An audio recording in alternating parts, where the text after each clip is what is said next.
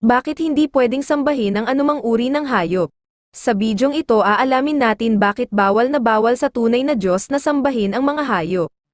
Marami tayong mapupulot na aral, utos at katwiran sa lumang tipan kaya niloob ng Diyos na ito'y makasama hanggang sa panahon natin. Sa aklat ng Genesis mababasa na mas naunang ginawa ng Diyos ang mga hayop maliliit malalaki, nasa tubig, nasa lupa, at sa himpapawid. Huli niyang nilikha ang tao at inatasan na siya ang magbibigay sa lahat ng pangalan ng hayop ayon sa kanya-kanyang uri. Nilikha rin ang hayop bilang pagkain, walang ibang papanginoonin ang mga hayop kundi ang tao. Kaya ang bawat hayop ay binigyan ng Diyos ng likas na takot sa tao.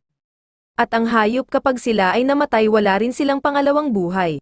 Ang hayop sa panahong una ay mga handog na susunugin iniaalay sa Diyos, pasasalamat sa Diyos, at ang aybay para sa ikapagpapatawad ng kasalanan, kailanman man hindi iniutos ng Diyos na samamba ang tao sa hayop, o Panginoonin man ito, gaya na lamang ng sila'y naglalakbay matapos ang paglisan sa Ehipto nang umakyat si Moises sa bundok ng Sinai at naiwan ang bayan sa ibaba, si Aaron ay gumawa ng binubong guya.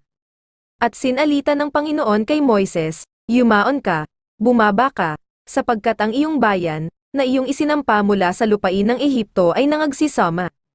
Sila'y humiwalay na madali sa daan na aking iniutos sa kanila, sila'y gumawa ng isang gayang binubo, at kanilang sinamba, at kanilang hinainan, at kanilang sinabi, "Ang mga ito'y iyong maging mga Diyos, O Israel, na nagsampa sa iyo mula sa lupain ng Ehipto."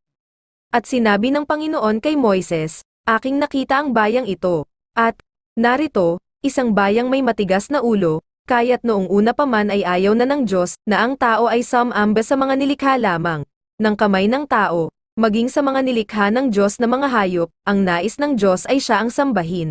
Ang manglilikha ang paglilingkuran, at hindi ang mga nilikha.